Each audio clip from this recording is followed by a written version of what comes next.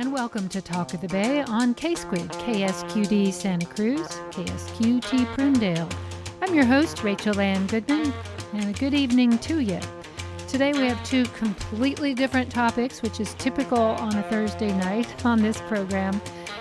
We have the Santa Cruz Harp Festival up first in the batting area, and they're going to be talking about the Santa Cruz Harp Festival and its beautiful origins, as well as a place you can go hear harp music right here in Santa Cruz on Saturday.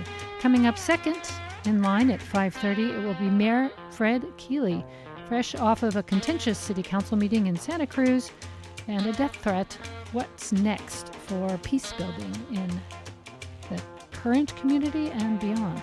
We'll talk to him about that and more coming up on Talk of the Bay. And I'm very happy to be able to welcome Susan Willats, Board President, Executive Director of the Community Music School, which sponsors the Santa Cruz Harp Festival. Hi, Susan. Welcome. Hello, Rachel. It's so nice to be back. It's great to have you. Santa Cruz Harp Festival, how long has it been going on? I believe Jessie Autumn, who is the director of our Harp Festival, this is her 20th year in directing it. And so, of course, during the first couple years of COVID, we did things online, but we've been back. This is our second year back after the pandemic in person, which makes such a huge difference. Now, Jessie Autumn came up as a child almost through the Community Music School as a student. Right. And now she's a teacher of harp.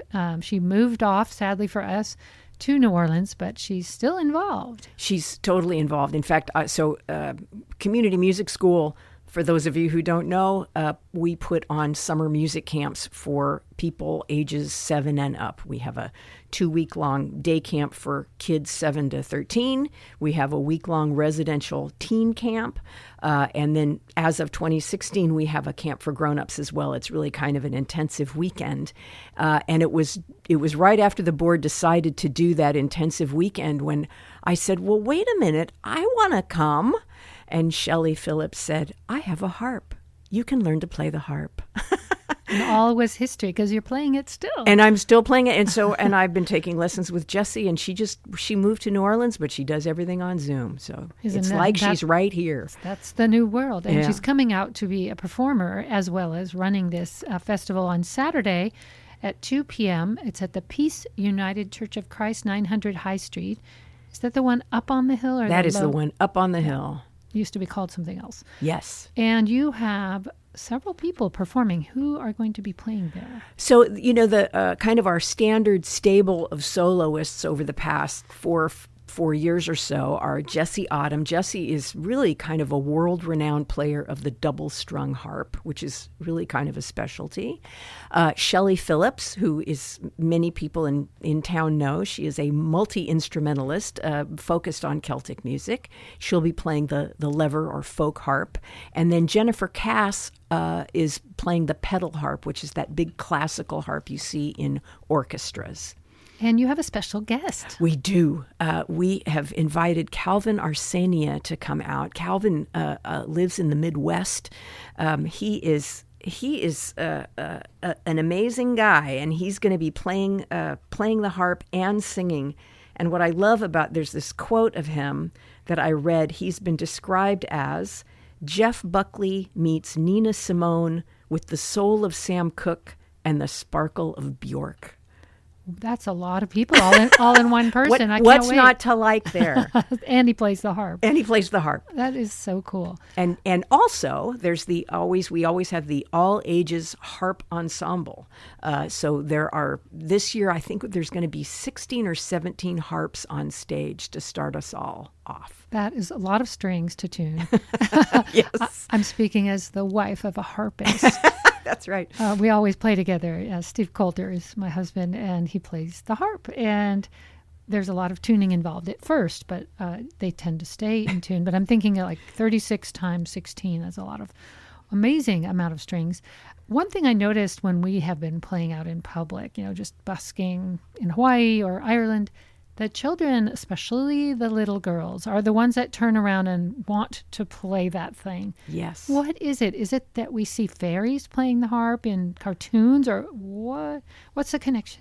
I think it's a combination of that cartoon image, right, or illustrations, and, the angels or the fairies, they've got the harp, but also because little lever harps are made in a very small format. We call them pixie harps. So then it becomes really accessible, right? And so we do these harp petting zoos lately in conjunction with the Santa Cruz Library System, where they do these family concerts, and I'll go in with a bunch of instruments, and there's this, little pixie harp, and kids just sit on the floor and they kind of wrap their legs around it, and they're set. It's a perfect kid-size instrument. That is so sweet. We're going to hear from Shelley Phillips, who could not be here in person, but we want to evoke her presence. And, it's so interesting we were talking about fairies, because the front of The Butterfly, one of her very popular Celtic harp CDs, has a fairy-like person with butterflies on her head and wings. And then in the back, Shelley's wearing a very pixie-like, beautiful dress. So we're going to hear that magic part of the harp right now and listen to Shelley playing Cold Frosty Morning, probably something you've experienced recently. And we'll be back in just a moment to talk more to you about the Celtic Harp, Santa Cruz Harp Festival coming up this Saturday at 2 o'clock.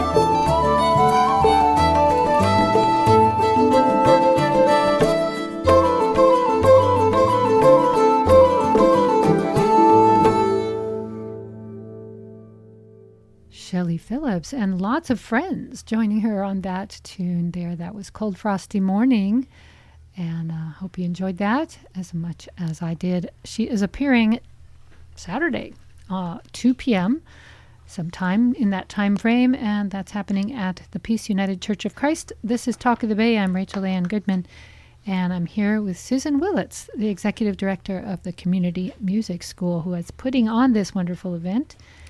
And you wanted to talk about a petting zoo. Yes, it's true. Well, you had mentioned that there's something about the harp that really attracts kids, especially young girls. And one of the things we always try to include in the Harp Festival is a harp petting zoo. So during the intermission, anyone who wants to sit down on a harp and try it out is welcome to do so. So that's always an exciting thing. This is a family-friendly concert. We also recognize that kids might have their fill after a while, and one of the nice things about having different acts is anytime there's a pause between the act, it's okay to move on to the next thing in your day if your kid has had enough of sitting still. Well, and that's an interesting thing to say, because so often we look at music as something other, like this is something the professionals do. But in folk music, and the harp is really part of the scene of people jamming together, although it's quieter than most bagpipes. It gets drowned out if there's a piper in the group. But showing children that they can get their hands on an instrument early, and that it's not something to stay away from or be careful of it. You know, you might knock it over. Right. I think that's important early on, so they don't think that music is only made by... I liked what Pete Seeger always said, which is, music, don't leave it up to the professionals. That's lovely. No, it's accessible, and especially I think a lot of people, it's funny, I've had young people tell me, it's like, they're just so stunned, you play the harp? Like that's the most out there thing, like how on earth did you ever get one? It's like they're really accessible instruments, especially I took piano lessons for many years, so it's just, it's a stringed instrument, except you're not using felt hammers, you're using your fingers, right? And different, the C strings are all red and the F strings are all blue, so that you can find your way around on what is essentially a keyboard. Would you say it's easier than the piano, even though you have to have independent hand motions? Well, you do on the piano as well. But it's a different, boy, is it easier? I would really have to ponder that. I think that having a background in keyboards gives you a leg up, and also being able to read music gives you a leg up. But you can go in not having done anything, and I can teach you to play Mary Had a Little Lamb in 10 minutes. Well, that's encouraging. And what's also encouraging is, as opposed to the fiddle, when you're learning, you're squawking. And yes. My cat would run out of the room, and I knew I hadn't arrived because she would leave. When she finally stayed, I was starting to be less squawky. But the harp, like you said, it pretty much sounds beautiful even when the wind is playing it. Yes, which it does if you're outside busking. Yeah. Sometimes. My husband used to say that. He goes, even when you make mistakes, it sounds really nice. Like, okay, good to know. That's good to know. Nice. Well, we have one by Jessie Autumn we are going to play because she's also appearing.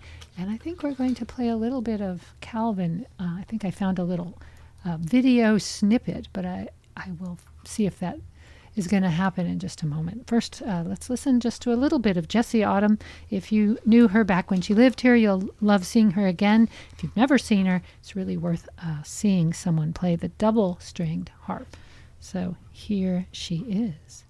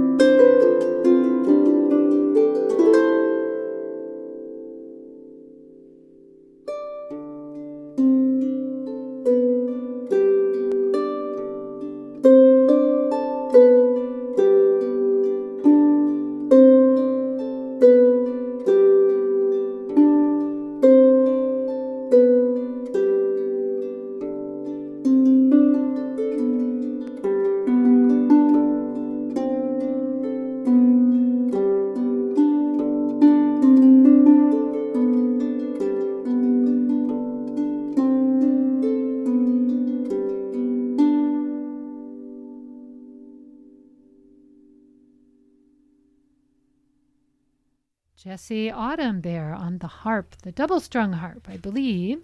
And that's from her album, Jessie Autumn, and I can't pronounce the Celtic version of water, so we'll just... Whiskey, I think, okay. which is where whiskey comes from. I did not know that. Yeah.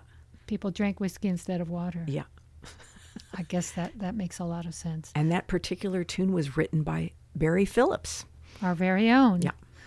Well, we should be proud that we are kind of a harp central for California anyway, and there's been some pretty important harpists coming out of this state. So, we are on the map for harp. Yes, we're on the map for harp. You can thank Neil Hillman a lot for having Gord Music and putting out these albums of harp music with Shelley and Jesse and then Steve and all these people who play. So it's Indeed. Great. So you mentioned this young harper, Calvin Arsenia, who's one part Nina Simone and one part Sam Cooke. With the sparkle of Bjork. Oh, wow. Who wrote that promo? Well, whoever it is, let's give just a little listen. This is actually from music video. We didn't have a cut from his that we knew was harp, but this one is a little of his promo video when he was fundraising. And I assume he got that new harp after this because this is a few whiles ago, but here he is, and you can look him up on YouTube under Calvin Arsenia, Arsenia. If you're watching this video, it's very likely that you've already been in the room with me once or twice before while I'm playing harp and singing kind of unconventional songs on an unconventional instrument. And you've experienced this feeling of transcendence with me that music gives me.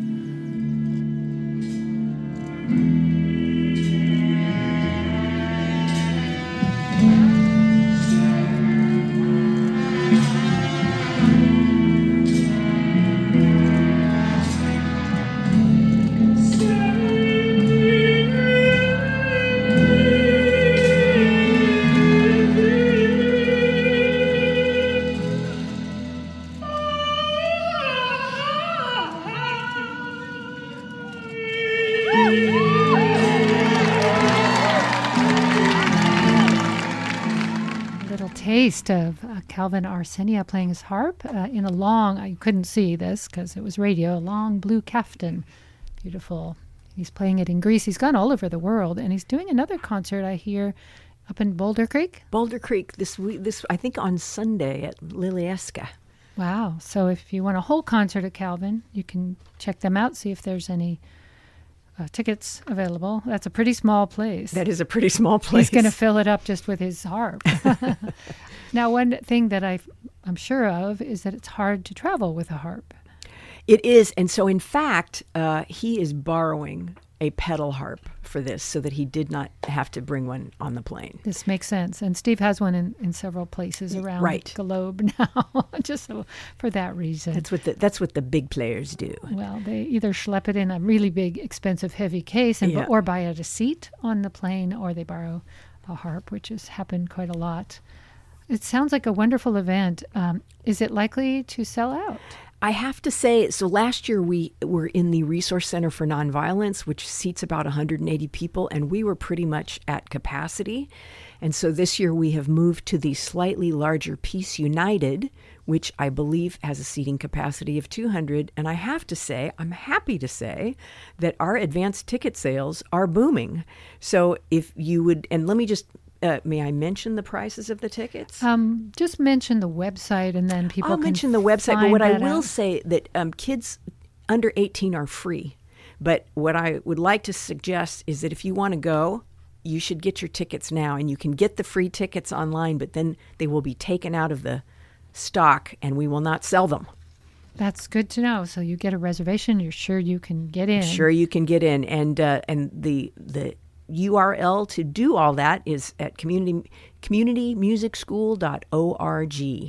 And that makes it easy. And they are affordable, I will say. There's going to be an all-ages harp ensemble, a petting zoo, and Shelley Phillips, Jennifer Cass, and Jessie Autumn appearing. I met a young harpist. She was quite impressive. Her name's Jocelyn, and she sings, and she She was only 13 when I met her, and she plays bluegrass mandolin, but she also plays harp and sings. Wow. And she raised all of the money to buy a pedal harp, which cost her $20,000. She raised it all. Are not cheap. She get this. She raised it all busking before the age of 13. Wow. She's homeschooled. That but still, that's a very impressive Jocelyn, accomplishment. She is quite the kid. If you ever go to the Parkfield Bluegrass Festival, you might be lucky enough to see her. There aren't too many people who are very diminutive and have a giant harp. A giant pedal and sing beautifully. She writes her own songs too. So I will say one of the other things we will have at the Harp Festival is a choose your own raffle prize. Basically we have a number of programs for youth, and all of our youth programs are either partially subsidized or fully subsidized. So everything else we do, like concerts, it's always a fundraiser. And I just want to call out one of our other programs that people might not know about is we have an ongoing teen band for kids ages 12 to 18. They meet twice a month, Thursday afternoons at the London Nelson Center to rehearse with fiddler John Weed.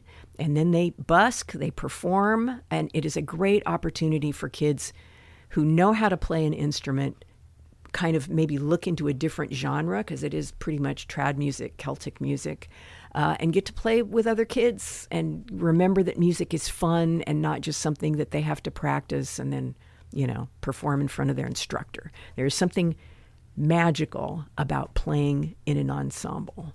And so that's one of our programs. And if you know anybody who might be interested, we have openings in our teen band. I want to also mention what's so cool about, all these children learning to play together in an informal setting and not have to be always performing solo and doing recitals and competing, is you see them out and about in the community sharing their music, busking on the street. Or tonight at Rosie McCann's at 7 o'clock is an open jam, and you very might well see some of the teens from Teen Band joining in. I know a couple of them, and they are often in attendance playing really well, better than a lot of us older people, I have to say, because they've taken the community music school camps and been trained by the best. So it's a part of the ongoing celebration of informal community, literally community music. And I know that you've come up in this world, and I've come up in this world since I was very young, where as soon as I realized that music was a social interaction, it was like a conversation among a group of people, and jamming was the way they talked. And so maybe 3 people would be playing a fiddle, a banjo, and a guitar, and there'd be this musical improv conversation. Or if they had a common repertoire, they would all be playing the same tune over and over. And I come out of kind of the old-timey world where it's not unusual to hear a tune played 15 minutes, 20 minutes, all night long. Some people play the same tune. Other people would come in and out of the jam, and they'd still be playing 40 minutes later all night. And it's sort of a trance-inducing experience. I know in Celtic music, it's more that they play it 3 times and out, which I had to get used to, like, what? You're done? I'm just getting the tune. So the best part of that is, you have to learn fast. In Celtic, in old time, you have all night to pick it up. But the point I'm trying to make, maybe circuitously, is that community music is a way of building community, which is what we're all about here at K-Squid. And when you sit down and play with other people, you really bond in a way that maybe just having a superficial conversation could never do. Well, I think, Shelley Phillips started community music school in 1992, right? And she told me at the time it was almost like a franchise. You could just start a community music school. And she kind of turned it into Celtic music. And I think it's because there's such a social component, right? And kids in Ireland and Scotland, a lot of them, everyone in the family plays an instrument. And, on the weekend, you go to Auntie's house and the whole family plays. And so it's accessible to people of all ages and of all levels. And that's one of the reasons why we still kind of focus on it. It's just a great fit for us. You're listening to Susan Willats. I'm Rachel Ann Goodman, and this is Talk of the Bay. And I should mention that I go to Ireland now almost every summer I'm going again in July, and there are these jam sessions in this little town where we teach. And occasionally you'll come and it'll be a whole family, from the 6-year-old all the way up to granny. And they're all playing what they call the box, but it's the accordion. And that's the jam. Like, it's generations, it's aunts and uncles, and everybody's playing. And they all have this special repertoire that they've all learned. So these little kids, and it's not just that they're tentatively playing. Right. They're playing like the best of the best because they probably picked it up before they could walk. Right. And there's no like specialness to it. It's just like, this is what we do. And I really wish and miss that we bring that into American culture. There is a subculture of people that do this thing, right, this weird thing of jamming. But this is open to all who want to join. And I know a lot of people after COVID are sort of looking for a way to connect. And you run these beautiful camps, and I think we have a little bit of time to veer off of the Harp Festival Saturday at 2 o'clock, communitymusicschool.org, and talk a little bit in the last time we have about these other opportunities for adults and teens and children to spend more intensive time. It's one thing to go to a harp festival, it's another to learn an instrument. So could you talk about a little more depth about these opportunities? Sure. So, our kid camp was on hiatus for quite a while, but we're we're back. It's 2 weeks long. It's a day camp. It's the last 2 weeks of kind of July into August from 10 to 3. Takes place in Scotts Valley. Teen camp is the June 10th through the 15th in Aptos. And that's a residential camp. And I just have to say, teen camp is really, for me, it's like the crown jewel of our program because, there are music camps that you can go to, but there is nothing that's just teenagers and these amazing teachers who are not only professional musicians, but who love working with teenagers. And the kids just get to be themselves and jam and take this deep dive into music. It's, the first year we came back after COVID, I told parents, I said, I think this was almost like half music camp, half public service, because the kids had been in their homes for a year and they were finally able to like hang out with other teens. And then the Redwood Music Camp is the camp for grown-ups, and that's just kind of an intensive weekend. That's the 16th and 17th, I believe. You have to be 18 to go to be an adult? You have to be 18 to be an adult. It's any time you can just go and play music for an extended period of time, it is so good for your soul. I totally agree and could never refute any of that. And I encourage people, especially if you're stressed about world events or local events or anything at all in your life, you can't really think about that and play. And so what I find is I'll be playing, and if I start thinking about anything troublesome, I start messing up. So my attention You can't multitask. No, you can, but it sounds pretty bad. Yeah. So, I want to thank you so much for bringing music in. We're going to go out with something from Shelley, and it's in the forecast. It's called Rain. We're getting a lot of it this winter, and thought we would go out. This is her request from her wonderful album, The Butterfly, and it's out on Wonderful Gourd Music. Came out in 2003, which seems like an eon ago. Just 20-odd years have passed since this came out. Many local people on this wonderful CD, and it's produced right here in Santa Cruz. Homegrown music from Shelley Phillips, and I think you'll probably find some other Phillipses on here as well. So let's listen to that. And Susan Willats has been my guest. Thank you so much for being here today. I really appreciate your time. Thank you. Take good care.